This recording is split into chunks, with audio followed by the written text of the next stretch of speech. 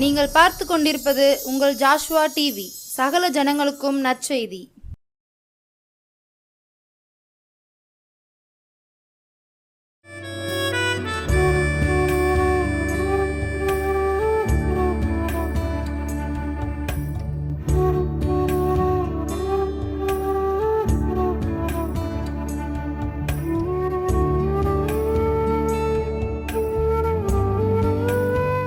இயேசு கிறிஸ்துவின் நாமத்தினால் உங்களை இந்த நிகழ்ச்சியின் மூலமாய் பார்ப்பதில் மிகுந்த சந்தோஷம். கர்த்தர் உங்களையும் உங்களுடைய பிள்ளைகளையும் ஆசீர்வதிக்கிறார். உங்களுடைய குடும்பங்களை கர்த்தர் ஆசீர்வதிக்கிறார். நீங்கள் எங்களுக்காகவும் எங்களுடைய குடும்பங்களுக்காகவும் எங்களுடைய ஊழியங்களுக்காகவும் ஜெபித்துக் கொள்ளுங்கள். ஒவ்வொரு வாரமும் ஒவ்வொரு செய்தியை கேட்டுக்கொண்டிருக்கிறோம். கர்த்தர் நம்மளோடு கூட பேசுகிறார், தெளிவாக பேசி கொண்டு இருக்கிறார், நம்மை நடத்துகிறார். நம்மளோடு கூட அவருடைய வார்த்தை தெளிவாக வருகிறது. 100 மடங்கு வேணுமா? போன வாரம் யாரெல்லாம் செய்தி கேள்வி கேட்டீங்க? 100 மடங்கு, 1 மடங்கு, 2 மடங்கு அல்ல, 100 மடங்கு ஆண்டவர் பல நன்மைகளை உங்களுக்கு தர்றார். அந்த செய்தியை சொல்லும் போதெல்லாம் எனக்குள்ள அவ்வளோ ஒரு மகிழ்ச்சி, அவ்வளோ ஒரு சந்தோஷம். சரி, இந்த வாரமும் கடைசி வாரம், இந்த 6வது மாதத்தின் கடைசி வாரம், சரியா? இயேசு என் கூட இருக்கிறாரா? 1-2 பேருக்கு கேள்வி.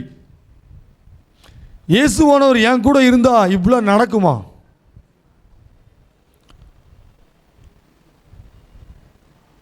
இயேசுவானவர் என்னோடு கூட இருக்கிறாரா?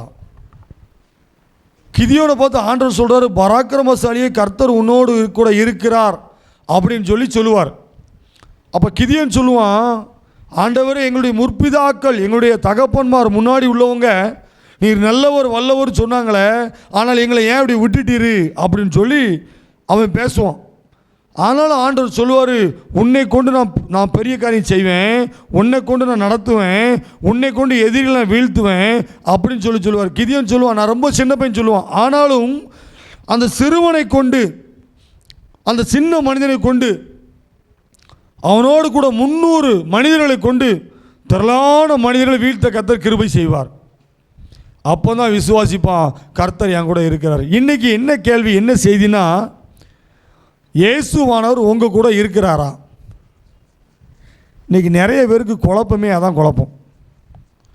இயேசுவானவர் என் கூட இருந்தாருன்னா இந்த பிரச்சனை வந்திருக்காத. இயேசுவானவர் என் கூட இருந்தாருன்னா இந்த காரியம் வந்திருக்காத. இது எப்படி என் வீட்டுக்குள்ளே வந்திருக்கும்? இப்படி வந்திருக்காத. இதுதான் பலருடைய கேள்வி.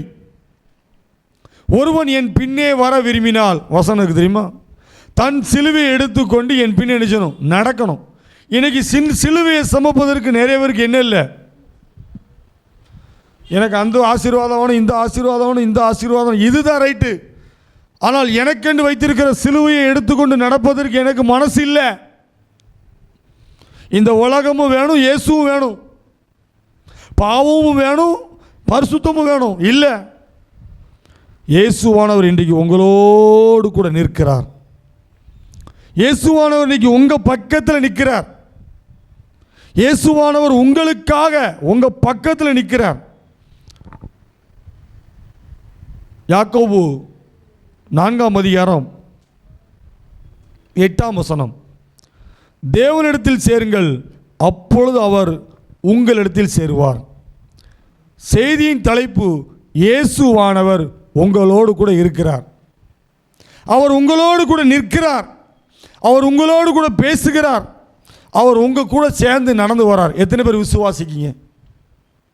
இயேசுவானவர் உங்கள் கூட நடந்து வரார். இது உண்மையா பொய்யா? இயேசுவானவர் உங்கள் கூட பேசுவார். அது உங்களுக்கு தெரியுமா? நீங்கள் பரிசுத்த வேதாகமத்தை எடுத்து வாசிங்க, அவர் பேசுகிறது உங்களுக்கு நல்லா புரியும். நீங்கள் நல்லா ஜெபம் பண்ணுங்க. நல்லா ஜெபம் பண்ணிக்கிட்டு ஒரு 10 நிமிஷம் 15 நிமிஷம் கழிச்சு உங்களுடைய சத்தத்தை குறைச்சிட்டு நீங்கள் அப்படி நின்று பாருங்க, அவர் பேசுறது உங்களுக்கு கேட்கும். இன்றைக்கு இயேசுவானவர் உங்கள் பக்கம் நிற்கிறார். அவர் உங்கள் பக்கம் வந்து நிற்கிறார். இயேசுவானவர் உங்கள் பக்கத்தில் வந்து நிற்கிறார். நான் உணர்கிறேன். தாவீது சொல்லுவான் கோலியாத்தை பார்த்து, நீ என்னெல்லாமோ சொன்ன எனக்கு தெரியல, ஆனால் என் தேவனுடைய நாமத்தை நீ குறித்து சொன்னதுனால அந்த தேவனின் நாமத்தின் குறித்து நான் வருகிறேன் என்று சொல்லி தேவனுடைய நாமத்தை சொல்லி அவன் இறங்கி கோலியாத்தை வீழ்த்துவான். ஏன்? கர்த்தர் அவனோடு கூட இருந்தார். தாவீதோடு கூட கர்த்தர் இருந்தார். இன்றைக்கு உங்க கூட இருக்கிறார். இன்னைக்கு விசுவாசம் கொஞ்சம் குறைஞ்சு போயிருக்கலாம், நம்பிக்கை கொஞ்சம் குறைஞ்சு போயிருக்கலாம், கர்த்தரை தேடுவது கொஞ்சம் குறைஞ்சு போயிருக்கலாம். ஆனால் அவர் உங்களிடத்தில் இன்றைக்கு சேர்ந்து நிற்கிறார். என் மகன் நான் விட்டுட்டு போக மாட்டேன், என் மகளை நான் விட்டுட்டு போக மாட்டேன், இந்த குடும்பத்தை நான் விட்டுட்டு போக மாட்டேன், இந்த ஜனத்தை நான் எனக்கென்று ஏற்படுத்தினேன், இவர்கள் எனக்கு வேணும் சொல்லி அவர் உங்களோடு கூட நிற்கிறார். ஒரு செய்தியாளர் ஒரு பிரசங்கம் பண்ணும்போது நான் கேட்டிருக்கேன், ஒரு மனிதனும் இயேசுவானவரும் நடந்து போனார்களாம் கடற்கரையில். அப்படி நடந்து தள்ளி போய் பார்க்கும்போது ஒருத்தருடைய கால் தடம் தெரியலையாம்.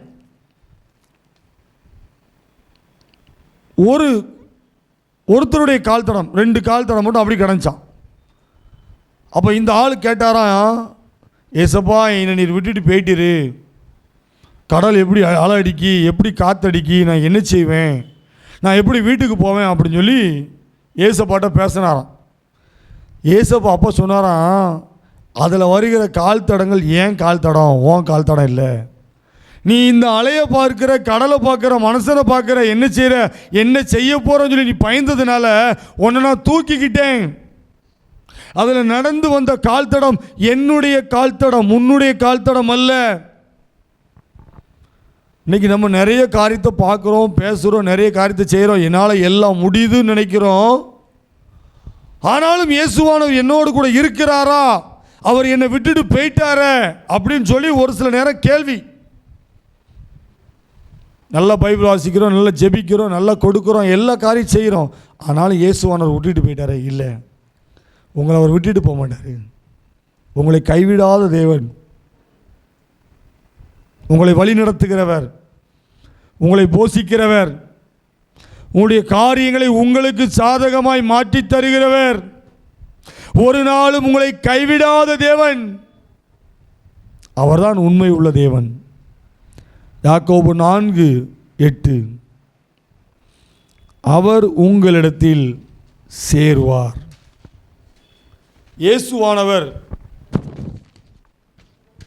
இயேசுவானவர் நம்மளோடு கூட இருந்தால் என்ன நடக்கும் தெரியணும்ல. இயேசுவானவர் நம்ம கூட இருக்கிறதுக்கும் இல்லாததுக்கும் வித்தியாசம் தெரியணும்ல. நீ நிறைய பேருக்கு சந்தேகம், ஆண்டவரை விட்டுட்டு போயிட்டாரு, ஆண்டவரை விட்டுட்டு போயிட்டார். இல்லை, அவர் சொல்கிறாரு, இயேசுவானவர் நம்மளோடு கூட இருக்கும் பொழுது பலர் நினைக்கிறாங்க, பலர் நினைப்பது, அடுத்து நான் என்ன செய்ய போகிறேன் எனக்கு தெரியலை, அடுத்து என்ன நடக்க போகுது தெரியலை, நான் செய்கிறதெல்லாம் சரிதானா எனக்கு தெரியலை, என் எதிர்காலம் எப்படி இருக்கும் தெரியலை, அடுத்த மாதம் எப்படி இருக்கும் தெரியலை, என் பிள்ளைகளுடைய படிப்பு எப்படி இருக்கும் தெரியலை. எதிர்காலத்தை குறித்து பயம், அடுத்த மாதத்தை குறித்து பயம், அடுத்த வருடத்தை குறித்து பயம், என்ன செய்ய போகிற, ஏது செய்ய போகிறேன்னு சொல்லி ஒரு பயம். அந்த பயத்தை கர்த்தர் மாற்றுகிறார். பயம் இல்லாத வாழ்க்கையை கர்த்தர் மாற்றுகிறார். நான் அழகாக ஒரு வசனத்தை வாசிக்கிறேன். ஏசாயா 46:3 4. ஏசாயா 46:3-4. தாயின் வயிற்றில் தோன்றினது முதல் உங்களை ஏந்தி, தாயின் கற்பத்தில் உற்பத்தியானது முதல் உங்களை தாங்கினேன். நீங்கள் பயப்படுறீங்கல்ல, என்ன நடக்க போகுது, ஏது நடக்க போகுதுன்னு சொல்லி எதிர்காலத்தை குறித்து, எதிர்கால திட்டத்தை குறித்து, எதிர்கால வேலையை குறித்து, அடுத்தால வரக்கூடிய காரியங்களை குறித்து நீங்கள் பயந்து உட்கார்ந்துருக்கிறீங்கல்ல. இயேசுவானவர் உங்களோடு கூட நிற்கும் பொழுது, இயேசுவானவர் உங்களோடு கூட இருக்கும் பொழுது அவர் சொல்கிறாரு, தாயின் வயிற்றில் தோன்றினது முதல் உங்களை ஏந்தினேன், உங்கள் உற்பத்தியானது உங்களை தாங்கினேன். அடுத்த 4வது வசனம் சொல்லுது, உங்கள் முதிர் வயது வரைக்கும் நான் அப்படி செய்வேன், நிறையாவது மட்டும் நான் உங்களை தாங்குவேன், நான் அப்படி செய்து வந்தேன், இனிமேலும் நான் ஏந்துவேன், நான் சுமப்பேன், தப்புவிப்பேன் என்று கர்த்தர் சொல்லுகிறார். நீங்கள் எதிர்காலத்தை குறித்து எந்த ஒரு கவலைப்படாதீங்க. இதுவரைக்கும் அழைத்து கொண்டு வந்த தேவன், இதுவரைக்கும் உங்களை பாதுகாத்தவர், இதுவரைக்கும் உங்களை ஏந்தினவர், இதுவரைக்கும் உங்களை சுமந்தவர், இதுவரைக்கும் உங்களை வழி நடத்தினவர் இனிமேலும் உங்களை நடத்துவார். எப்போ நரை வயது முடியெல்லாம் வெள்ளையாயிட்டு வயசாயிட்டு நம்ம என்ன செய்ய போகிறோம் என்று சொல்லி கடைசி காலத்தை குறித்து கவலைகள் இருக்கலாம், பயங்கள் இருக்கலாம், தேவைகள் இருக்கலாம். சொல்கிறாரு, கடைசி சூழ்நிலை வரைக்கும் உன்னை நான் விட்டுட்டு போக மாட்டேன். கடைசி சூழ்நிலை வரைக்கும் உன்னை நான் தாங்குவேன், உன்னை ஏந்துவேன், உன்னை தப்புவிப்பேன் என்று கர்த்தர் சொல்லுகிறார். நான் கூடவா இருக்கிறேன், நான் உன்னோடு கூட இருக்கிறேன் என்று கர்த்தர் சொல்லுகிறார். பயப்படாதீங்க, அவர் நடத்துவார். அவரால் செய்ய முடியாத காரியம் இந்த உலகத்தில் ஒன்று உண்டோ? ஏசாயா 49:16 இதோ என் உள்ளங்கைகளில் உன்னை வரைந்து வைத்திருக்கிறேன் என்று கர்த்தர் சொல்லுகிறார். நீங்கள் கவலைப்பட்டு இருக்கீங்க, நீங்கள் பயப்பட்டு இருக்கிறீங்க. எதிர்கால திட்டங்களை குறித்து, எதிர்காலத்தின் தேவைகளை குறித்து இயேசுவான சொல்றாரு, நான் உன்னை உள்ளங்கையில் வரைஞ்சு வச்சிருக்கிறேன், நீ பயப்படாதே, நீ கலங்காதே, நீ திகையாதே என்று சொல்லி எதிர்கால திட்டங்களை குறித்து அவர் நடத்தி தருவேன் என்று கர்த்தர் சொல்லுகிறார். இரண்டாவது, வீணான கவலை, வீணான பிரச்சனை. நீங்கள் ஒரு சில மனுஷங்களை சொல்லுவாங்க தெரியுமா, இந்த மனுஷன் எந்த கூட்டத்தில் போனாலும் பிரச்சனை வந்துடும், இந்த மனுஷன் எந்த இடத்துல இருந்தாலும் பிரச்சனை வந்துடும். வீணான போராட்டம். எல்லாவற்றையும் ஆண்டவர் இன்றைக்கு இந்த நாளிலிருந்து உங்களுக்கு மாற்றி தருகிறார். வீணான காரியம், வீணான கவலை. எதை உண்போம், எதை சாப்பிடுவோம், நாளைக்கு என்ன செய்வோம் என்று சொல்லி வீணான கவலை. வீணான கவலை மாத்திரம் பட்டால் பிரச்சனை இல்லை, அது இடத்துல பிரச்சனையை கொண்டுரும், அது இடத்துல போராட்டத்தை கொண்டுரும், அது இடத்துல கடன் பிரச்சனையை கொண்டுரும், அடுத்து பலகீனத்தை கொண்டுரும். இப்படி வீணான காரியம், வீணான காரியம், வீணான காரியத்தை கர்த்தர் இன்றைக்கு மாற்றுகிறார். வீணான கவலைகளையும், வீணான பிரச்சனைகளையும், புரோஜனம் இல்லாத போராட்டங்களையும் கர்த்தர் இன்றைக்கு மாற்றி தருகிறார். மத்தேயு 6:25-31 வரைக்கும் நீங்கள் வாசிச்சு பாருங்க. வீணான, மாயையான, எதற்கும் உதவாத காரியங்களை கர்த்தர் உங்களுக்கு நன்மையாக மாற்றி தருவார். இயேசுவானவர் நம்மளோடு கூட இருக்கும் பொழுது மூன்றாவது காரியம், நம்முடைய வாழ்க்கையில் வெற்றி பெறுவது போல நம்முடைய வாழ்க்கையில் நடந்துச்சு. கண்டிப்பாக வெற்றி பெற்றுவோம், இந்த காரியத்தில் அந்த காரியத்தில் எல்லா காரியத்திலையும் வெற்றி பெற்றுவோம்னு சொல்லி ஒரு சில காரியத்தில் நினச்சோம். ஆனால் வெற்றிகள் வராதபடி இன்றைக்கு ஒரு சில காரியத்தில் நம்ம தயங்கி நிற்கலாம், திகைத்து நிற்கலாம். ஒரு சில காரியத்தில் இது நடக்காது என்று சொல்லி கூட நினைக்கலாம். 1 சாமுவேல் 18 அதனுடைய 14 நல்லா பாருங்கள். தாவீது தன் செய்கைகளில் எல்லாம் புத்திமானாய் நடந்தான், கர்த்தர் அவனோடு கூட இருந்தார். கர்த்தர் அவனோடு கூட இருந்ததுனால அவன் எடுத்து வைத்த ஒவ்வொரு காரியத்திலும் நன்மை, அவன் செய்த அநேக காரியத்தில் வெற்றி, அவன் என்னென்ன பிரயாசம் செய்தானோ எல்லாவற்றையும் கர்த்தர் தாவீதுக்கு ஆசீர்வதித்து கொடுத்தார். ஏன் என்று சொன்னால் கர்த்தர் அவனோடு கூட இருந்தார்.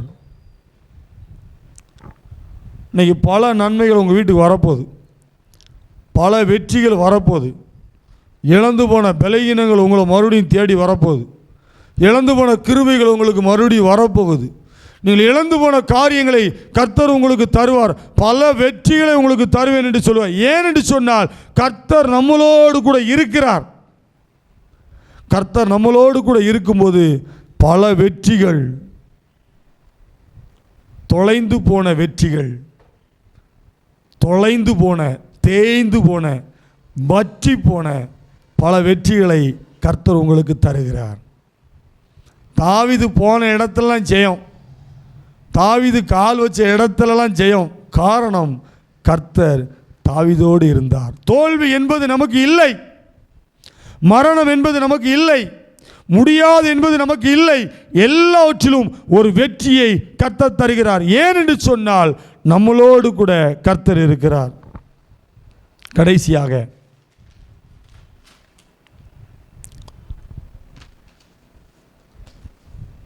கர்த்தர் நம்மளோடு கூட இருந்தார். என்ன நடக்கும்?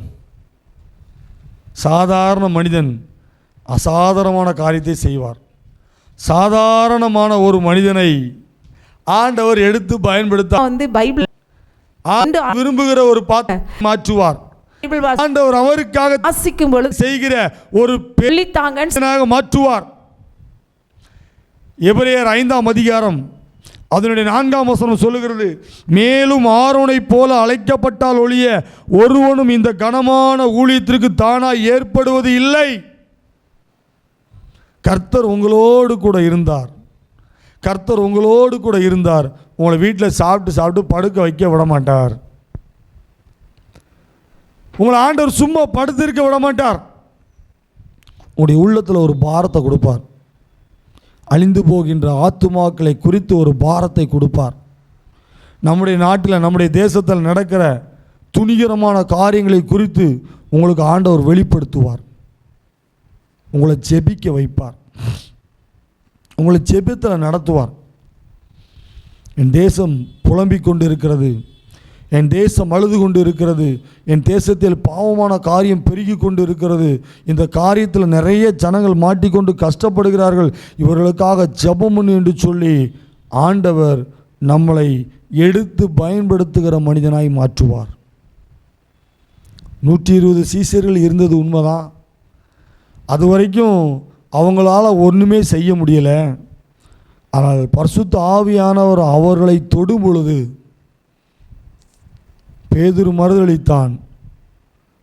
பேதுரு மறுதளித்ததை விட பரிசுத்த ஆவியானவர் அவனை தொட்ட பிறகு அதே பேதுரு பல ஜனங்களுக்கு பிரயோஜனமுள்ள மனிதனாய் மாற்றினார். அதே போல உங்களையும் ஆண்டவர் மாற்றுவார். உங்களையும் ஆண்டவர் எடுத்து பயன்படுத்துவார். உங்களை கொண்டு பெரிய காரியம் செய்வார். இவனா, இந்த மனிதனா, இவனுக்கு எப்படி இவ்வளோ வரங்கள் வந்தது, இவனால் எப்படி இவ்வளோ காரியம் செய்ய முடிந்தது என்று சொல்லி கேட்கக்கூடிய அளவுக்கு ஆண்டவர் பெரிய காரியத்தை உங்களுடைய வாழ்க்கையில் செய்வார்.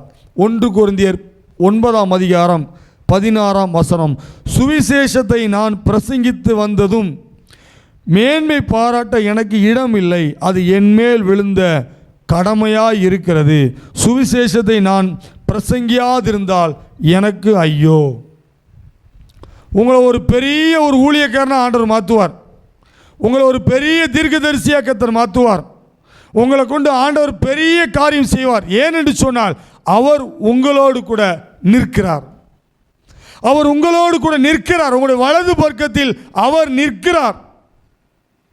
அதனால தான் உங்களை ஆண்டவர் எடுத்து பயன்படுத்துவார். உங்களுக்குள்ள பல வரங்களை கர்த்தர் தருவார். பல வரங்களை கர்த்தர் தருவார். பல வரங்கள் நீங்கள் எதிர்பார்ப்பதை பார்க்கிலும் அநேக வரங்களை உங்களுக்கு கர்த்தர் கொடுத்து உங்களை எடுத்து பயன்படுத்துகிற மனிதனாய் கர்த்தர் எடுத்து பயன்படுத்துவார். ஏனென்று சொன்னால் உங்கள் பக்கத்தில் நிற்கிறது கர்த்தர். அவர் உங்களுடைய வலது பார்சத்தில் நிற்கிறபடியால் அவங்களை யாரும் அசைக்க முடியாது. 1 கொரிந்தியர் 12ஆம் அதிகாரம் 8, 9, 10 இந்த 3 வசனத்திலையும் 9 வரங்கள் இருக்குது. இந்த வரங்களை கர்த்தர் உங்களுக்கு கொடுப்பார். இந்த வரங்களை உங்களுக்கு கர்த்தர் கொடுத்து உங்களை எடுத்து பயன்படுத்துவார். நீங்கள் சாதாரணமானவர் அல்ல. நீங்கள் சாதாரணமானவர் அல்ல. உங்களை கொண்டு என் தேவனாய் கர்த்தர் பெரிய காரியம் செய்வார். ஜெபம் முடிச்சிடுவோமா? துதி விளிம்பத்தில் வாசம் செய்கிற எங்கள் அன்பின் பரலோக பிதாவே, உமக்கு சோதர இயேசப்பா, நீங்கள் கொடுத்த நல்ல ஒரு இந்த செய்திக்காக உமக்கு நன்றி. நீர் எங்களுடைய வலது பார்சத்தில் நிற்கிறபடியால் நாங்கள் அசைக்கப்படுவதில்லை. நீர் எங்களை எடுத்து பயன்படுத்துகிறீர். அநேக ஜனங்களுக்கு பிரயோஜனமுள்ள ஜனங்களை கர்த்தர் நீ மாற்றுகிறதற்காக உமக்கு நன்றி. இந்த செய்தியை கேட்கிற ஒவ்வொருவரும் கூட கர்த்தர் பேசின பெரிய கிருபைகளுக்காக உமக்கு நன்றி. கர்த்தர்களை எடுத்து பயன்படுத்துங்க. அவளை கொண்டு கர்த்தர் பெரிய காரியங்களை செய்வீராக. எல்லா துதி கன மகிமை எல்லாம் உமக்கே செலுத்துகிறோம். மீட்பர் இயேசு மூலம் ஜெபிக்கிறோம் நல்ல பிதாவே, ஆமேன். கர்த்தர் உங்களுடைய வலது பக்கத்தில் நிற்கிறார். நீங்கள் அசைக்கப்படுவதில்லை. கர்த்தர் உங்களை எடுத்து பயன்படுத்துவார். ஆமேன்.